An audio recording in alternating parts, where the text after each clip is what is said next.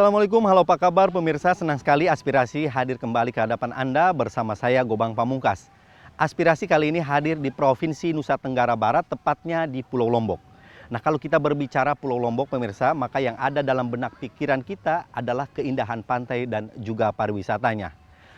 Pulau Lombok baru saja mendapatkan penghargaan sebagai World Best Halal Destination Tourism dan juga World Best Honeymoon Tourism Destination. Seperti apa upaya-upaya yang telah dilakukan oleh pemerintah Provinsi Nusa Tenggara Barat dan juga para penggiat-penggiat industri pariwisata dalam rangka menjadikan Lombok sebagai destinasi utama pariwisata di Indonesia? Nanti kita akan cari tahu bersama narasumber kami hanya di Aspirasi, mencari solusi untuk membangun negeri.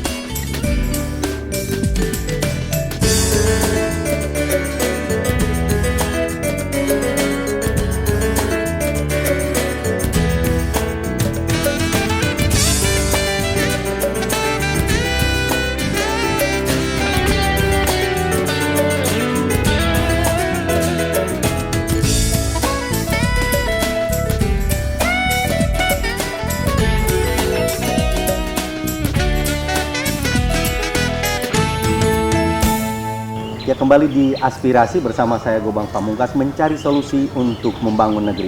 Ya pemirsa, seperti yang saya sampaikan di awal pertemuan tadi bahwa kita akan memperbincangkan mengenai potensi wisata yang dimiliki oleh Provinsi Nusa Tenggara Barat, khususnya di Kota Lombok, bersama narasumber-narasumber saya yang saat ini sudah hadir.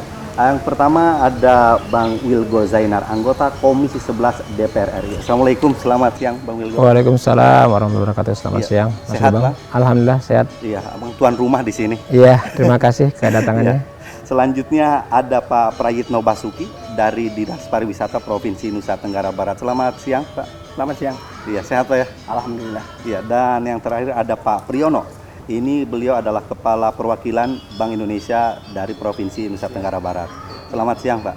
Selamat siang. Iya, Bapak-bapak, nah saya ke Bang Wilgo dulu deh, Ya. tuan rumah dari Lombok. Iya. Abang putra daerah di sini Bang. Iya. Kalau kita berbicara Lombok, pasti kesan pertama orang akan teringat dengan wisatanya. Iya. Tapi tadi kami sudah keliling, jalan-jalan. Iya. Ekspektasi dengan realita ini seperti sesuatu hal yang bertolak belakang. Iya. Alamnya oke gitu. Iya. Tetapi justru dari sisi penunjang ini masih sangat kurang. Iya. Kira-kira Bang Wilgo sendiri kan di DPR. Iya. Nah, ini sejauh mana Bang yang diperjuangkan untuk mendongkrak pariwisata di Nusa Tenggara Barat, khususnya Lombok? Iya. Jadi pertama terima kasih atas liputan teman-teman dari TV Parlemen.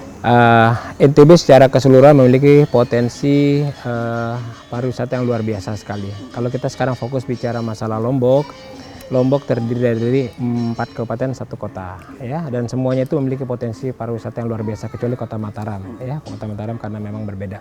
Nah, terkait dengan apa yang disampaikan tadi bahwa memang betul Pulau Lombok sekarang dalam kondisi dalam pengembangan pariwisata, ya. Infrastruktur dasar untuk itu masih belum memadai, ya, termasuk infrastruktur listrik dan sebagainya, ya.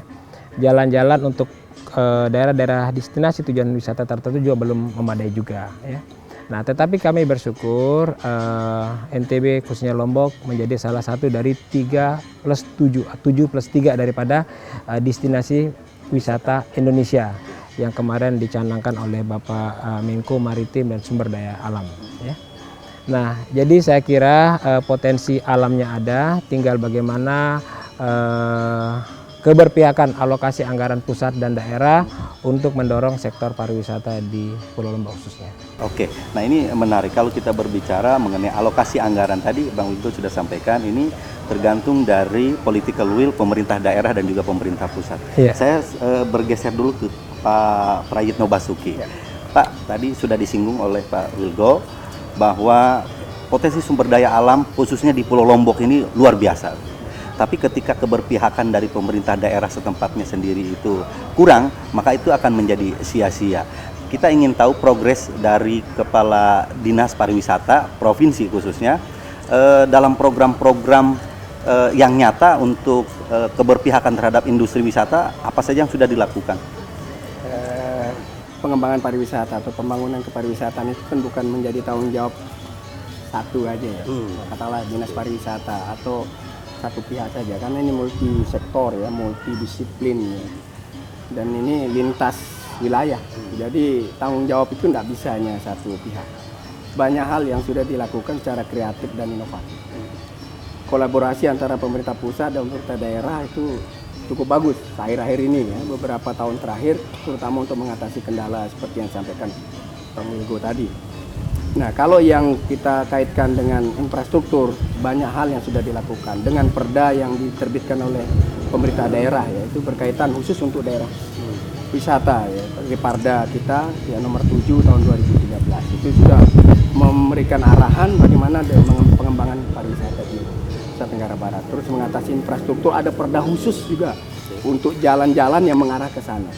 Satu-satunya provinsi yang melakukan multi years untuk pembiayaan jalan ke arah destinasi pariwisata itu ya di NTB ya, sebesar 560 miliar dari APBD ya. 2013-2014 baru diambil alih oleh pemerintah pusat melalui program INDI kerjasama dengan Australia, itu juga untuk ke destinasi wisata. Itu belum cukup. Nah, tahun depan rencananya pemerintah pusat mengambil alih jalan provinsi yang ke daerah-daerah wisata sejumlah 340 kilo ya, itu kewenangan provinsi yang diambil oleh pemerintah pusat. Ini kan suatu kolaborasi yang bagus. Itu dari sisi infrastruktur. Kalau dari sisi keamanan, kami sekarang sedang mengembangkan yang disebut dengan police station mobile. Jadi karena kondisi kita kesulitan mencari lahan-lahan di daerah wisata, ya mahal. Kalau kita membangun pos polisi itu kan mahal sekali. Nah, kita menggunakan kontainer. Jadi kontainer yang dimodifikasi sehingga bisa dipindah kemana-mana yang daerah rawan, itu segera bisa dipindahkan. Itu ada kerjasama antara Dinas Pariwisata dengan pemerintah provinsi maupun dengan pihak keamanan, terutama Polda dan Polres. Itu yang dari aspek keamanan. Dari kesehatan juga begitu. Dan ke depan kita akan membuat suatu forum kepariwisataan daerah yang isinya adalah multi stakeholder, sehingga setiap ada permasalahan yang muncul itu bisa diselesaikan dalam waktu yang secepatnya. Ya, jadi ini beberapa pemikiran kita ke depan dan arah pengembangan wisata syariah, kemudian pariwisata berkelanjutan itu menjadi titik karena NTB ini terdiri dari 2 pulau, khususnya Pulau Lombok itu pulau kecil yang di dalam konsep RT RW-nya dikembangkan sebagai namanya Lombok City Island. Jadi LECI ya, Lombok Eco City Island. Jadi mengembangkan kayak Singapura gitu ya. Kita pulau kecil, jadi pulau kota. Nah, bagaimana infrastruktur ini dibuat sedemikian rupa sehingga membuat masyarakat lokalnya terutama dan wisatawan yang hadir merasa nyaman ya dan ingin kembali terus ya. Nah, Pulau Sumbawa akan dikembangkan dengan SUEZ istilahnya, Sumbawa Eco Zone. Jadi memang karena wilayahnya lebih luas, dia lebih fleksibel untuk dikembangkan secara mix ya antara industri pengolahan terbatas maupun agribisnisnya ya, karena memang punya peluang untuk itu dan pariwisata. Sebetulnya sudah banyak hal yang dilakukan ya Pak ya, apalagi ini tidak bisa disandarkan pada salah satu sektor saja, tapi ini lintas sektor, multi stakeholder. Nah, termasuk juga barangkali Bank Indonesia ya dalam hal ini, karena memang untuk menunjang dan mendongkrak pariwisata ini seperti yang sudah tadi disampaikan tidak cukup mengandalkan salah satu pihak. Ya Pak, saya ke Bank Indonesia. Pariwisata itu kan tidak bisa dilepaskan dari ekonomi kreatif. Betul. Karena cenderamata dan lain sebagainya mendorong kegiatan usaha-usaha pelaku UMKM. Betul. Keberpihakan BI sendiri khususnya di NTB ini terhadap pelaku UMKM ini apa saja? Jadi tugasnya Bank Indonesia adalah regulasi yang kami terbitkan itu peraturan Bank Indonesia. Salah satunya untuk UMKM itu menyebutkan bahwa rasio kredit UMKM ini dari bank-bank ya, di bank-bank umum itu minimal untuk tahun 2015 itu 5% dari total kreditnya harus disalurkan dalam bentuk UMKM kepada sektor UMKM. 15%. 5%. 2016 itu 10%. 2017 itu 15% dan 2018 itu 20%. Jadi karena Bank Indonesia kan sebetulnya regulator ya. Jadi tidak kemudian memberikan dana atau menyalurkan kredit kepada sektor atau kepada nasabah begitu ya. Tapi tadi yang disampaikan oleh Pak Basuki menarik menurut saya. Memang di sini sangat potensial pariwisata di sini, tetapi kalau kita kembali lihat kue ekonomi di Provinsi Nusa Tenggara Barat gitu Pak Basuki ya. Porsi atau peran atau pangsa pariwisata yang dicerminkan dari, kalau kita lihat data BPS itu namanya sektor penyediaan akomodasi makan dan minum, itu perannya masih sekitar 2,5%. Jadi sebenarnya potensi sangat besar dan ini menurut saya sangat bisa ditingkatkan. Tadi Pak Wilgo juga sudah menyampaikan, rasanya kok bumi ini indah Pak ya, jadi sangat indah lah gitu. Jadi nggak ada alasan sebetulnya untuk kita sebetulnya hanya porsinya 2,5%. Memang kalau dihitung dengan perdagangan, transportasi yang terkait dengan pariwisata bisa lebih dari itu. Tetapi saya kira itu masih belum terlalu besar dibandingkan dengan sektor yang lain. Nah jadi kalau saya lihat sini potensinya sangat luar biasa. Gitu. Hanya memang ada beberapa hal yang tadi Pak Basuki sudah sampaikan yang harus kita perbaiki lah begitu ya. Oke, baik. Saya kembali ke Bang Wilko. Iya. Bang, Lombok sendiri sebetulnya memiliki kekhasan ya. Iya. Kalau misalnya Bali dia punya juga wisata religi. Nah, sebetulnya Lombok agak mirip-mirip ke situ, Pak. Iya. Kalau Bang Wilgo sendiri selaku putra daerah juga anggota DPR, lebih mendorong ke arah mana? Apakah Lombok ini akan dikembangkan kepada industri wisata religi atau menjadi industri wisata alam begitu? Iya. Jadi ada satu stereotip lah ya, bahwa you can see Bali in Lombok but you cannot see Lombok in Bali. Ya. Gitu. Okay. Artinya bahwa kita bisa lihat Bali itu di Lombok tapi tidak bisa lihat Lombok di Bali. Iya. Ya. Nah, Lombok itu ada dua kombinasi itu. Dan terakhir kita juga mengapresiasi Lombok khususnya mendapat satu reward sebagai wisata halal, kemudian untuk honeymoon destination, ya kan? Nah ini dari internasional, ya. Kalau kita bicara konteks itu, memang lebih related kepada industri pariwisata religi itu yang halal. Tapi religi kan tidak identik dengan agama tertentu, ya kan? Nah, jadi saya kira antara lain di sana tidak disiapkan alkohol, ya kan? Kemudian hal-hal yang konotasi negatif dan seterusnya. Nah, tentu nanti pemerintah daerah karena sudah mendapatkan satu reward seperti itu, tentu harus benar-benar menjaga, bukan sekedar seremoni, tetapi bisa terimplementasi sampai ke bawah. Nah, yang kedua, tentunya alam sangat mendukung, ya. Ini satu comparative advantage yang tidak dimiliki oleh daerah lainnya. Jenis pasirnya aja berbeda-beda. Setiap pantainya beda-beda pasirnya. Ada yang pink, ada yang seperti macam-macam lah. Nah, merica dan seterusnya. Jadi ini satu hal yang luar biasa. Kita juga punya wisata gunung, Rinjani. Bahkan kemarin terakhir saya mendengar dari Airbus sendiri ingin bikin satu konsep pariwisata air tourism. Jadi menggunakan helikopter menuju Gunung Rinjani, bisa dari Bali, bisa dari sini. Kemudian mereka beberapa turis tentu tidak bisa naik gunung, mendaki, yang menggunakan fasilitas itu. Jadi wisata gunung pun juga ini. Apalagi NTB ada Tambora. Kemarin Tambora menyapa dunia itu juga luar biasa. Jadi laut ada, gunungnya ada, lembahnya ada. Jadi multi lah. Lengkap ya? Lengkap, tawarannya banyak. Oke. Iya. Baik Bang Wilgo, ditahan dulu. Ini semakin menarik, kita akan mengeksplor lebih dalam lagi potensi-potensi wisata itu khususnya di Nusa Tenggara Barat. Ya pemirsa, aspirasi akan kembali tapi selepas jeda yang berikut.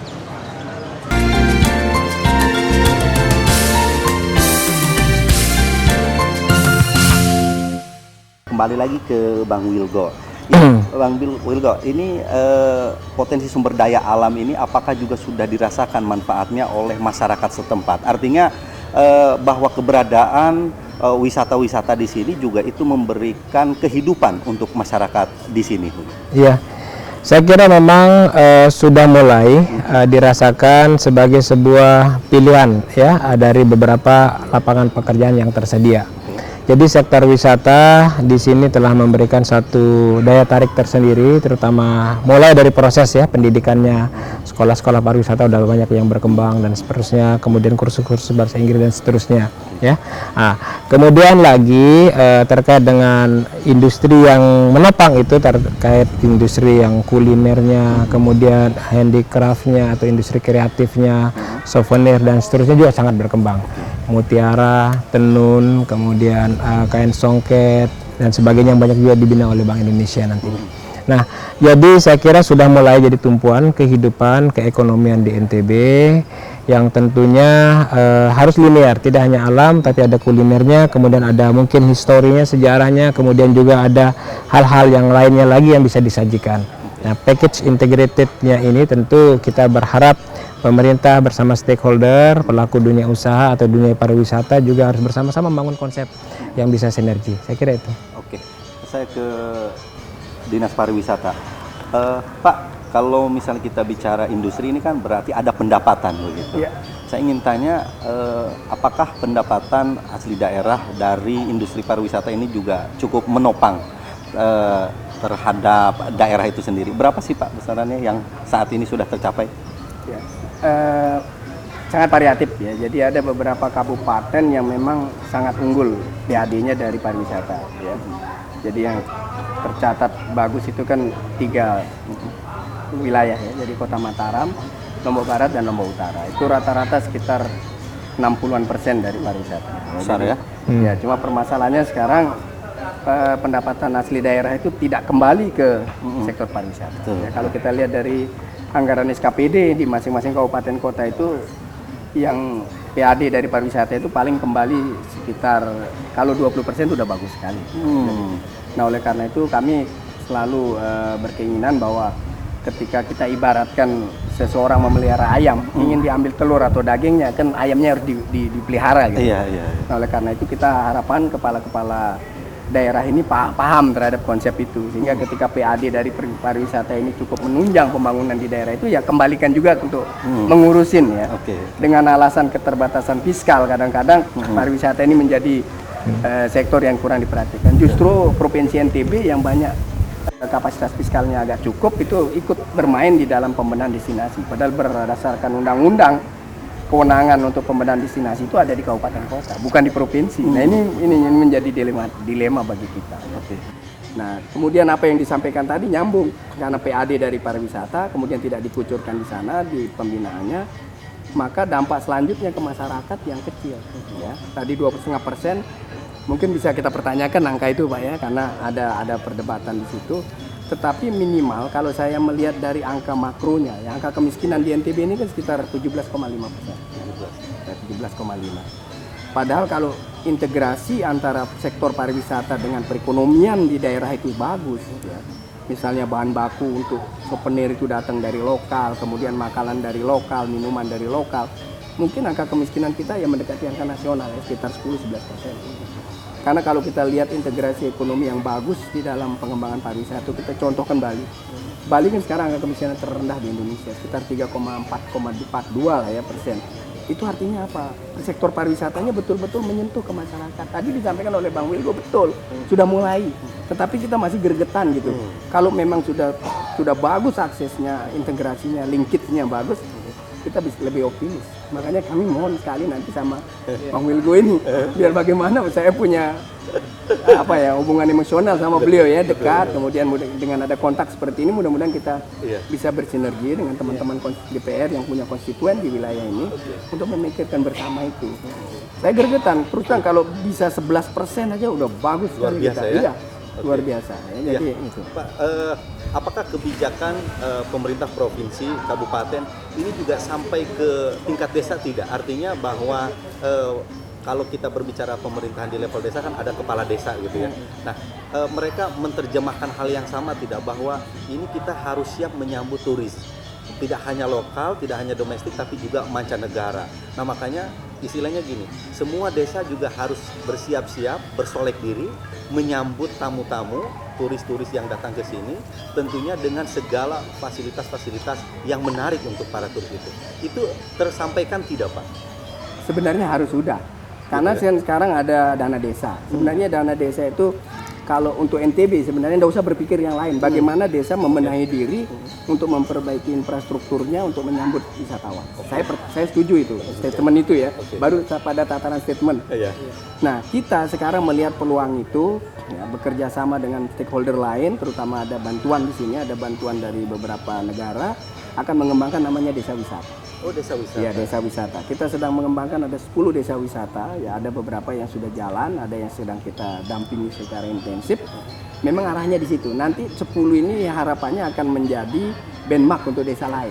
Jadi bisa mencontoh, tidak usah lagi lari ke Jogja, tidak lari ke Magelang, lihat desa wisata. Cukup di NTB belajar sendiri di sini melihat yang tipologinya sama. Misalnya Kak tadi menyanggung Bang Wilgo bilang kan kita ini mix ya pariwisatanya dari pesisir laut, kemudian inland, kemudian budaya desa wisata, kemudian sampai ke gunung.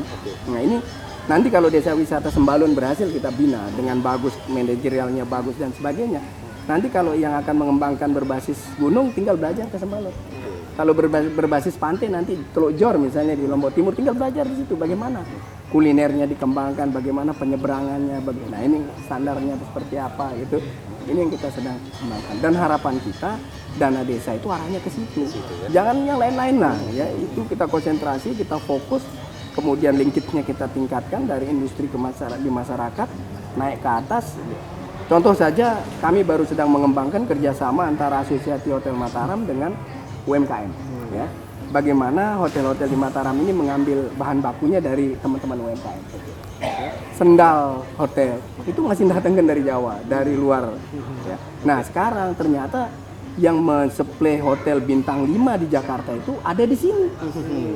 Luar biasa Pak, kita kunjungi loh, luar biasa. Malah hotel-hotel Jakarta, potensi besar, dan sebagainya ngambil di sini. Potensi besar. Di sini buatnya. Memang dia terbatas, memang sangat eksklusif. Kenapa hotel kita tidak mengambil gitu? Nah ini sekarang sudah ditahu, ternyata ada komunikasi, ada produknya di depan mata, tidak dilihat, malah dilihatnya di Jawa. Nah ini kan aneh juga. Nah ini yang kita sedang bangun komunikasi. Makanya kami sangat berharap forum kepariwisataan daerah itu segera muncul pergubnya, perdanya, sehingga bisa menjadi lebih bagus. Dan ada beberapa naskah kerjasama antara pemerintah provinsi dengan sektor pariwisata yang belum jalan. Nah ini kita akan intensifkan. Misalnya dari kelompok tani akan dibina misalnya oleh hotel ya. Ini dia minta hortikulturanya misalnya sayur atau bunga. Bunga kebutuhan 1 bulan itu untuk di Pulau Lombok itu 30 ton. 30 ton ya bunga ya. Seluruh hotel ya, hotel restoran. Jadi apalagi Februari kan mau Valentine itu lebih banyak lagi. Dari mana? Dari Bedugul sama dari Malang. Nah padahal kita bisa juga mengembangkan itu. Nah ini yang kita sedang coba kaitkan sehingga nanti apa yang disitir oleh Pak Priyono 2,5% itu bisa terdongkrak gitu ya. Angka kemiskinan bisa kita tekan ya. Bukan kita menurunkan kemiskinan tapi menurunkan angkanya. Jangan sampai menurunkan kemiskinan itu dari bapaknya miskin, anaknya jadi miskin. Penurunan kemiskinan. Miskin. Ya, Pak Priyono ini disinggung terus sama beliau ini. BI sendiri kan cukup komprehensif barangkali ya untuk melakukan sebuah kajian, apalagi berbicara kalkulasi mengenai anggaran, pendanaan dan lain sebagainya. Tadi Bapak sudah sampaikan BI berdiri pada posisi sebagai regulator. Nah ini kan yang menjalankan adalah bank-bank komersil tadi. Itu yang terserap Pak khususnya untuk anggaran pelaku-pelaku UMKM itu apakah sudah cukup maksimal atau memang justru masih rendah? Ya. Kalau di Provinsi NTB sendiri sebetulnya untuk UMKM itu sekitar ya 20 lebih sedikit lah. 20 lebih Tetapi kan itu 20% itu untuk UMKM secara keseluruhan. Kalau kita bagi-bagi lagi per sektor kan ada yang jasa, non jasa kalau dibagi besaran seperti itu. Kalau untuk jasa pariwisata masih relatif kecil. Ya di bawah 5%. Gitu. Nah, ini juga bagian kalau memang menurut saya sebetulnya pemerintah daerah tinggal memilih mau fokus yang mana. Jadi kalau kembali tadi saya sajikan angka-angka, ekonomi kita itu kan masih sebagian besar pertanian. Satu pertanian itu hampir 23% lah, berarti 1/4 ya kurang lebih ya. Kemudian yang kedua tambang misalnya gitu ya. Nah tinggal kita mau fokus yang mana. Nah once itu kita fokus memilih yang mana, jalannya ke sana. Saya yakin kalau tadi Pak Basuki juga sudah sampaikan, Pak Wilgo juga sudah sampaikan. Rasanya sih kalau kita sepakat sama menujunya ke sana, saya kira itu jadi. Nah terus saya juga ingin menambahkan, tadi Pak Wilgo sebenarnya sudah singgung, Bank Indonesia sebetulnya juga punya semacam percontohan desa yang tadi dimaksud oleh Pak Basuki. Jadi kita juga melakukan semacam percontohan lah begitu ya, desa binaan begitu. Jadi kita memilihnya produknya yang mendukung tugas Bank Indonesia yaitu inflasi. Jadi biasanya inflasi itu penyumbangnya antara lain itu kan daging sapi. Jadi sapi itu di sana. Jadi desa itu ada sapi. Tapi juga ada yang kearifan lokal, seperti misalnya tenun. Jadi di situ ada sapi, ada tenun, ada kambing. Nah ini, jadi orang datang lihat tenunnya, kemudian sambil lihat tenunnya, kemudian juga keliling-keliling, lihat sapinya, kotoran sapinya dijadikan biogas untuk masak, misalnya seperti itu Pak. Kemudian selebihnya kotorannya dibuat semacam pupuk ya, granul namanya kalau nggak salah. Di prosesnya itu proses sederhana lah. Nah ini kan mungkin contoh-contoh yang dimaksud oleh Pak Basuki seperti itu. Nah ini kalau harapan dari kami sebetulnya ini bisa menjadi contoh. Nah kalau memang ini baik, rasanya sih pasti masyarakat akan mau gitu, untuk tanpa harus didorong-dorong gitu ya. Ini rasanya sih bisa gitu, sangat potensi ya seperti itu. Kalau mengenai serapan sendiri, Bapak berharap tidak bahwa ada peningkatan lagi ke depan, sehingga ya itu tadi, kemudian sektor pariwisata ini betul-betul bisa bergerak, tidak hanya non jasa tapi juga khususnya dari jasa ya, Betul. itu juga bisa hidup begitu Pak. Iya. Contohnya tadi sudah disinggung oleh Pak Wilgo mengenai industri kreatif misalnya, bikin souvenir dan lain sebagainya. Ya memang namanya bank itu kan kalau dia mengucurkan kredit dia harus yakin uangnya terus balik kan kira-kira begitu ya. Iya. Kalau uangnya nggak balik itu bukan sedekah masalahnya kan gitu. Nah di sisi lain ini berarti harus dibenahi nih. Bagaimana sih UMKM kalau dia itu adalah UMKM penghasil barang-barang souvenir ini, dari sisi pengelolaannya, kemudian bagaimana dia kualitas barang itu kan harus bagus. Supaya apa? Ya supaya barangnya laku terjual kan gitu. Kalau laku terjual, ya dia bisa membayar. Ini contoh yang paling sederhana. Nah ini juga satu bagian yang menurut saya juga harus disentuh. Jadi tidak hanya didorong banknya aja suruh ngasih, tapi di sisi lain ininya tidak siap. Ini sekali lagi bukan sedekah ya. Ini namanya bank itu nggak mungkin ngasih sedekah tiba-tiba makan begitu. Iya. Oke, Pak, terima kasih sudah berbagi bersama Aspirasi. Ya pemirsa, Aspirasi akan kembali tapi tentunya selepas jeda yang berikut. Jangan kemana-mana.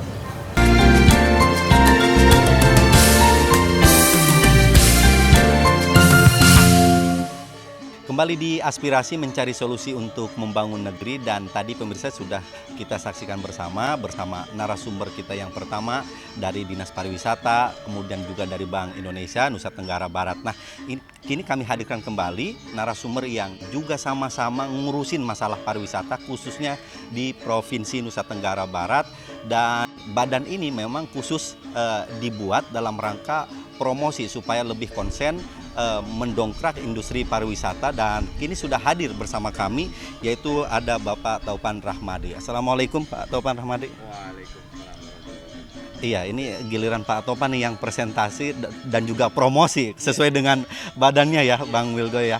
Ya, tadi menarik sudah disampaikan sebelumnya oleh Bang Wilgo bahwa Lombok ini mendapatkan penghargaan mengenai Wood Based Halal Destination Tourism and Wood Based Honeymoon Tourism. Ini dari mana nih Bang penghargaan ini? Waduh, ini panjang ceritanya. Ya. Wah, gawat. Ini perjuangannya juga tidak mudah, Bang.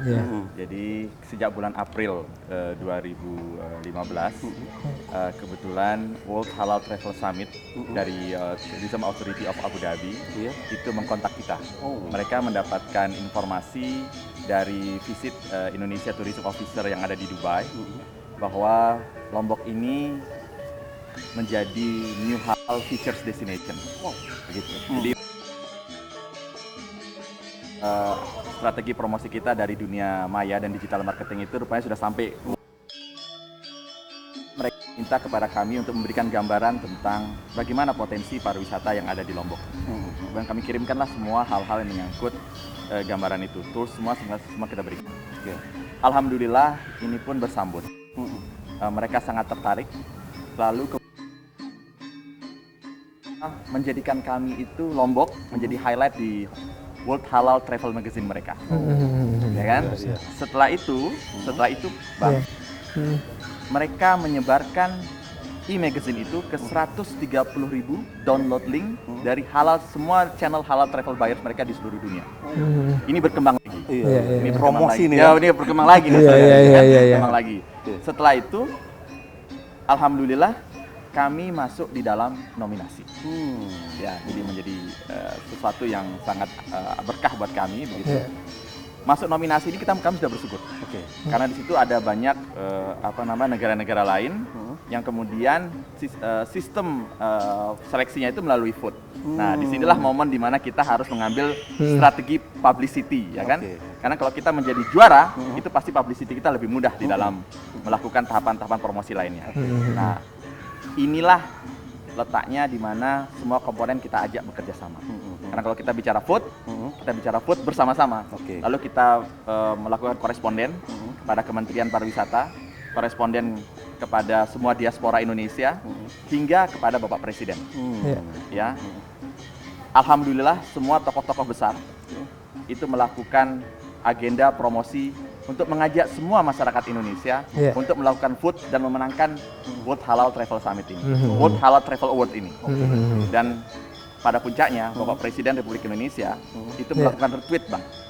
Retweet pertamanya Bapak Presiden di akun Twitter resminya beliau itu retweet tentang mengajak Indonesia untuk mendukung Lombok untuk bisa memenangkan di kancah World Halal Travel Award ini.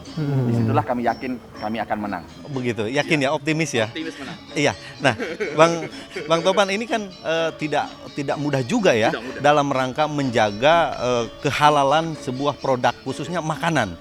Karena kalau kita misalnya berkunjung keluar begitu, apalagi yang negaranya yang non mayoritas Muslim misalnya, ini kan sangat sulit untuk menemukan makanan-makanan yang halal, ada label halalnya begitu.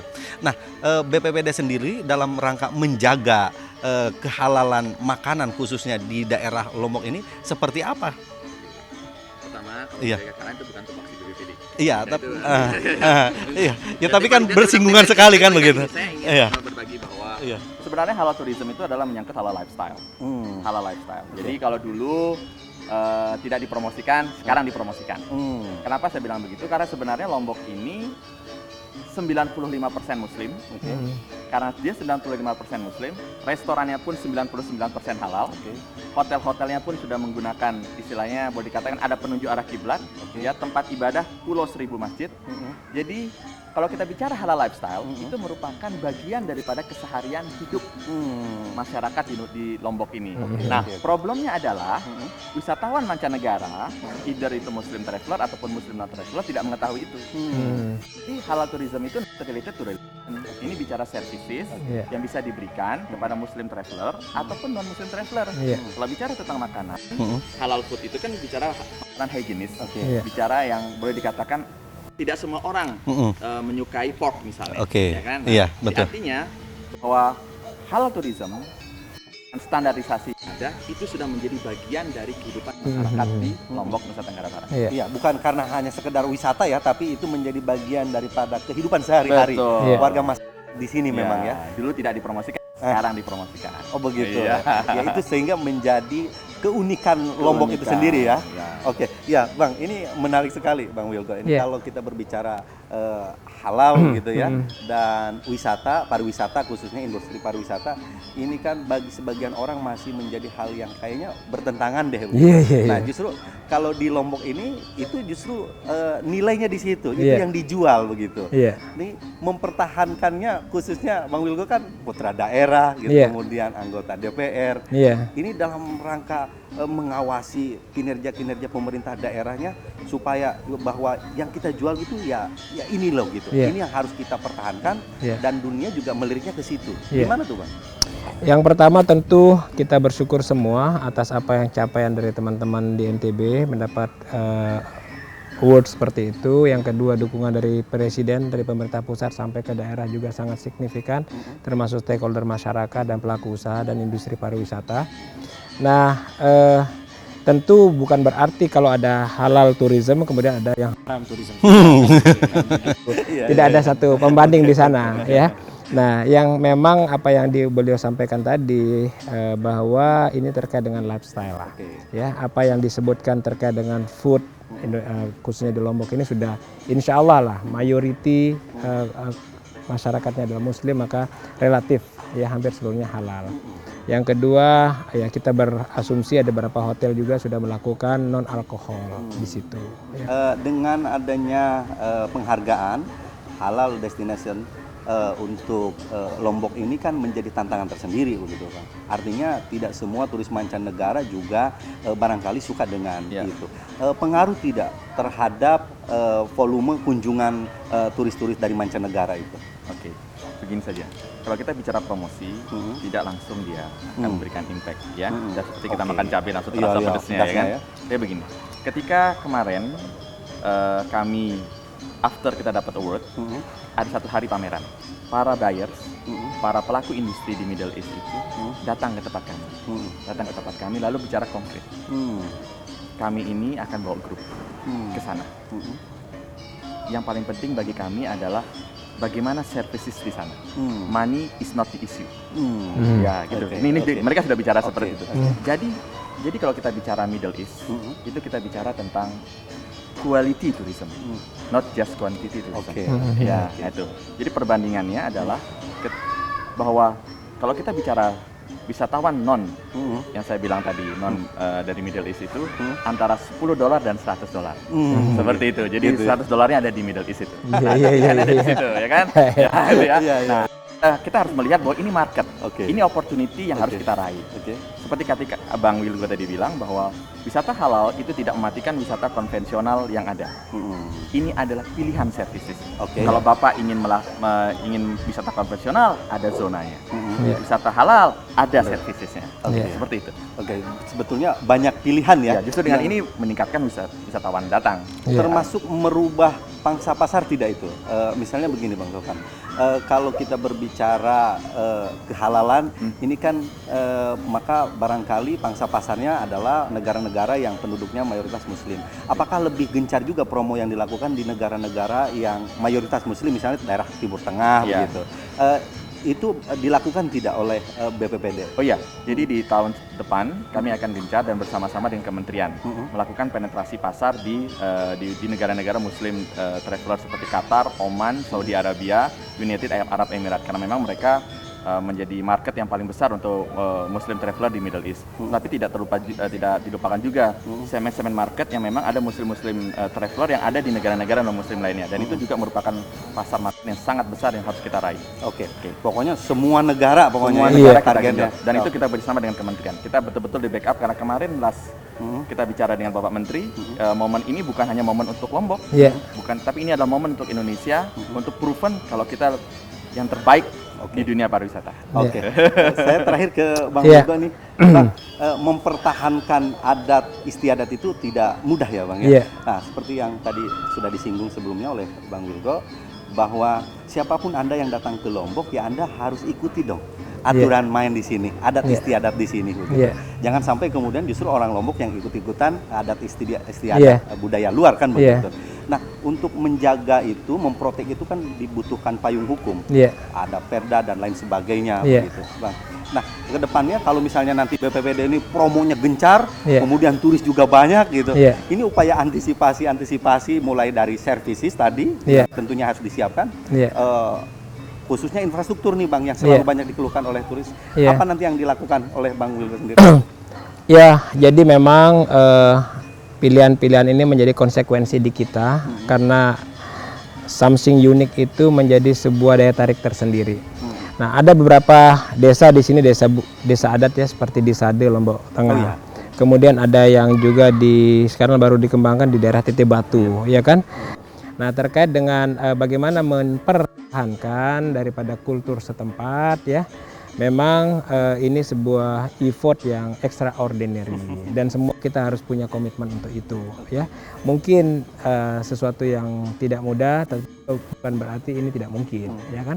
Nah, pemerintah daerah, Pak Gubernur saya kira sangat concern lah, sangat concern sekali beliau bagaimana kultur kita bisa terjaga, devisa kita juga bisa masuk, masyarakat juga bisa hidup dari sektor itu, lalu kita menjual kultur kita, ya kan?